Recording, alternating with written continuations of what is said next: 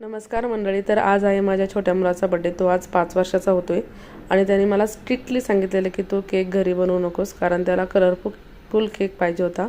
आणि त्याचं म्हणणं होतं की तू कलर टाकत नाहीस, तू फक्त व्हाईट कलरचे केक बनवते. तर मी म्हटलं ठीक आहे, नाही बनवत. पण माझ्याकडे इथं व्हाईट चॉकलेट होतं, तर त्याचं मी काय केलं की ते डबल बॉइलिंग मेथडने ते चांगलं मेल्ट करून घेतलं आणि ते पायपिंग बॅगमध्ये भरून असं सिलिकॉनचे असे मोल्ड येतात ABCDची किंवा 1 2 3चे.